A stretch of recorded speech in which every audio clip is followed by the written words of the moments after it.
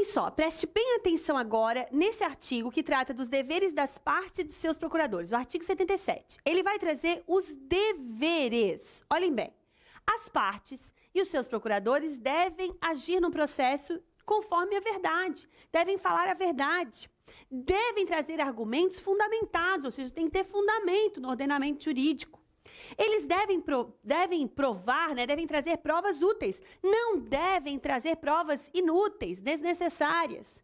Devem cumprir as decisões, então tudo aquilo que for determinado deve ser cumprido. Deve informar o endereço, né, das partes, o seu próprio endereço, isso aí, entre outros.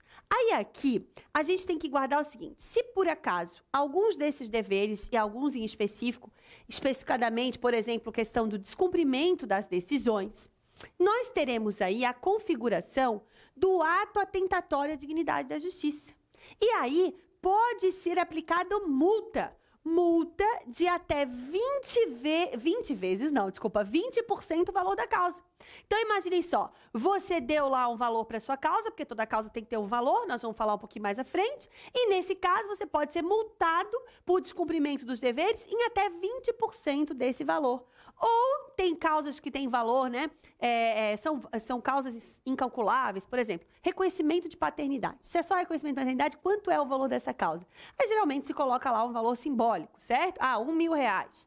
Nesse caso, aí o juiz pode condenar a multa de até 10 vezes o valor do salário mínimo atual, tá? Então, fiquem atentos aí nos deveres das partes dos seus procuradores.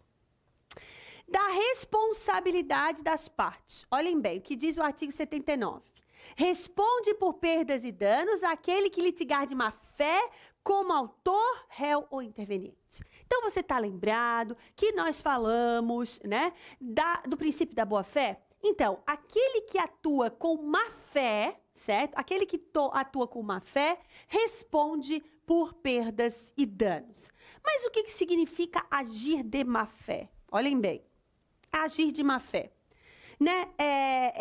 Trazer algum fundamento diverso do texto expresso de lei ou fato incontroverso, mentir no processo, usar processo para fins ilegais, opor resistência, né, ao cumprimento das decisões, agir de modo temerário, promover incidentes infundados, então só para postergar o processo, né?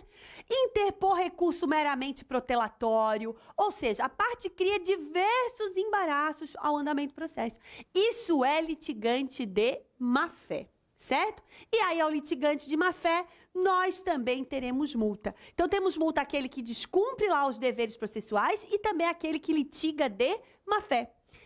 Qual será a multa? Ó, deverá ser superior a 1% e inferior a 10% do valor corrigido da causa. Então, pega o valor da causa, aquele dado à causa, e aí, nesse caso, não pode ser superior a 1% e inferior aí a 10% do valor corrigido da causa. A indenizar a parte contrária pelos prejuízos que essa sofreu e arcar com os honorários advocatícios e com todas as despesas que efetuou. Isso é penalidade ao litigante de má-fé.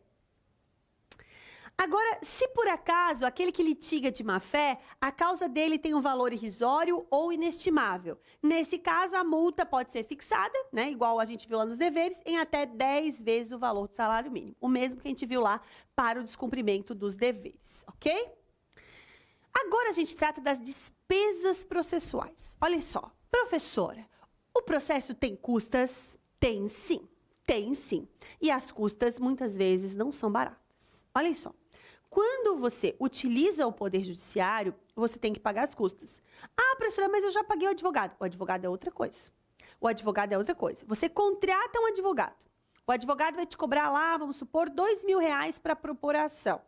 R$2.000. Aí ele produz lá a peça. Quando ele vai fazer o protocolo, ele tem que pagar as custas do processo.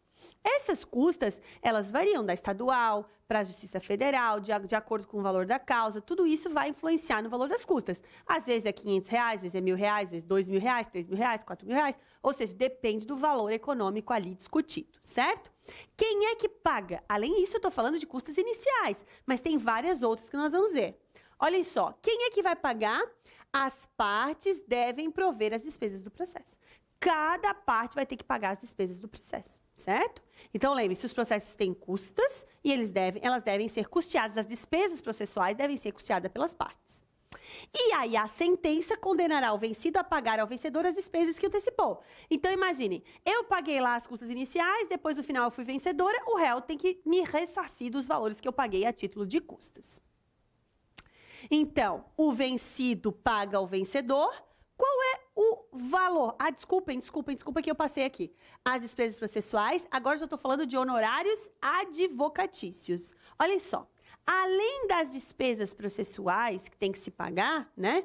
Não sei aqui, vale lembrar, além das custas iniciais, custas periciais, custas de cálculo, tudo isso tem que pagar, certo? Tudo isso tem que pagar. A parte tem que pagar e a outra no final vai ressarcir. Existem ainda os honorários advocatícios. Agora aqui eu peço que você abra o seu coração. Olha só, eu sou advogada, mas não briga comigo. Olhem bem. Entenda assim, ó. Entenda isso. Você vai entrar com uma ação. Imagine você concurseiro que você quer discutir uma ação do concurso, tá? Você quer discutir uma ação do concurso. Você vai entrar. Você me procura para me contratar. Eu vou te dar um preço dos meus honorários advocatícios para entrar com a ação. Você vai me pagar. Aí eu produzo a ação, a gente vai fazer o protocolo, tem que pagar as custas. Nós vamos ver que você pode ser beneficiário da justiça gratuita, é uma outra situação. Mas, em regra, você tem que pagar as custas, você paga as custas.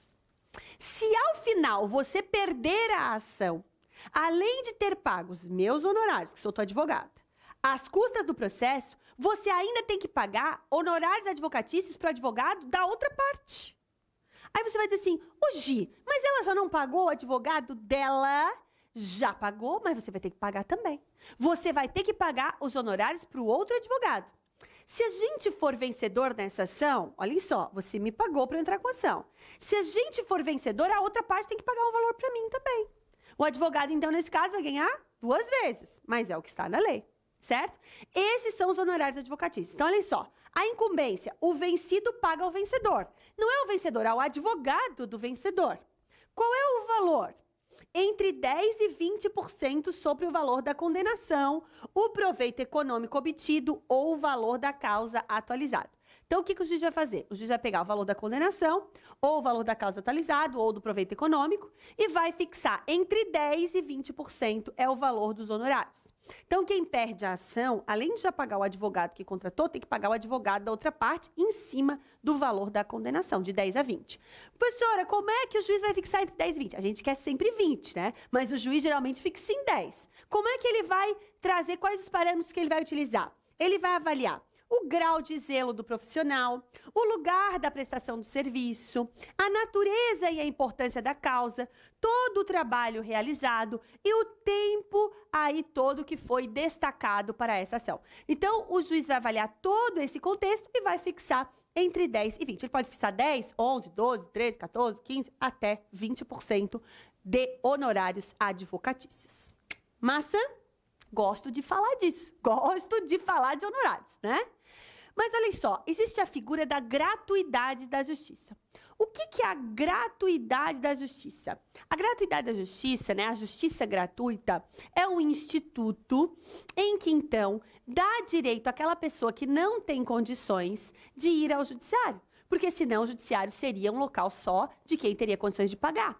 Então, aquele que não tem condições de pagar as custas, ele vai ser beneficiário da gratuidade da justiça. Seja pessoa natural ou pessoa jurídica. Basta que ele declare que tem insuficiência de recursos. Declarou que tem insuficiência de recursos, ele tem direito à justiça gratuita. E aí, aqui atentem. Antes desse novo código, se discutia muito se a pessoa jurídica também podia ser beneficiária.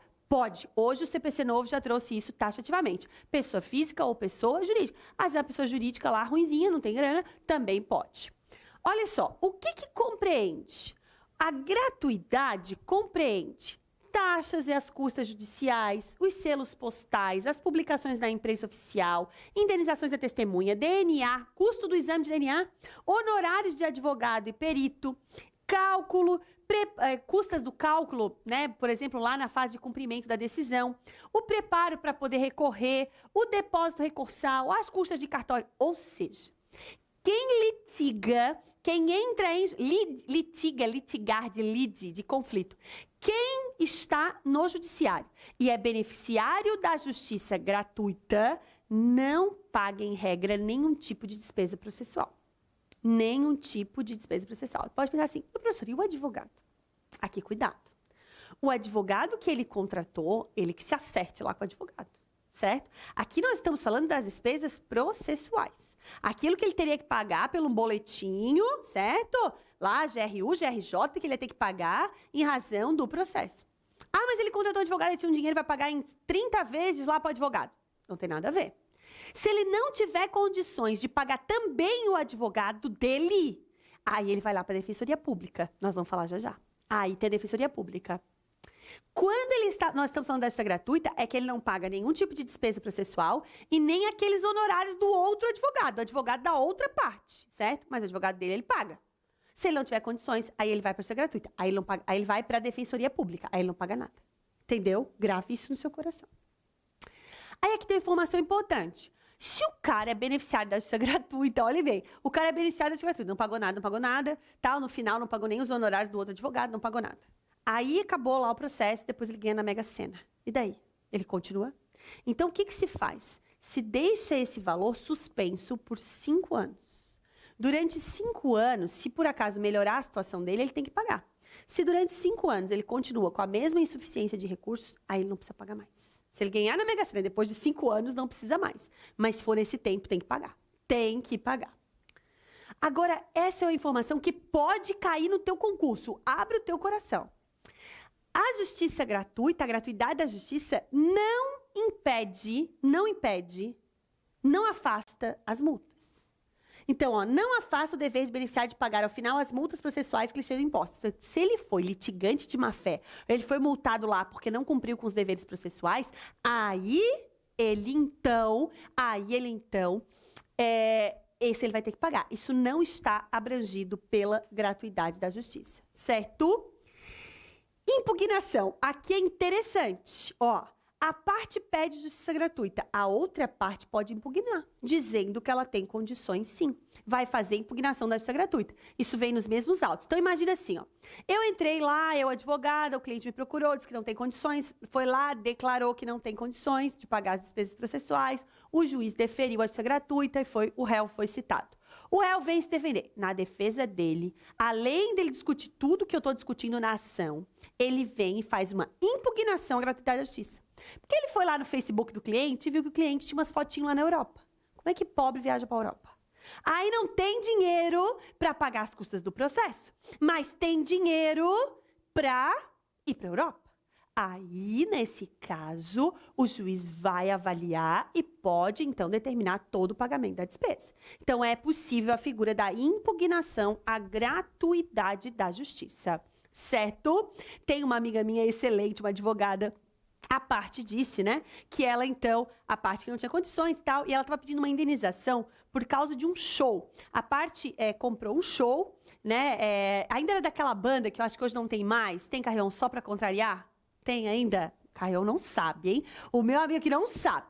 Existia uma banda chamada Só pra Contrariar, lá do Alexandre Pires. Você deve conhecer, sim, tá? Tinha umas músicas bem legais ainda, tá? O Só pra Contrariar, a parte comprou pra ir lá no show do Só pra Contrariar. Comprou a passagem de avião, reservou o hotel e o show. E aí o show foi cancelado.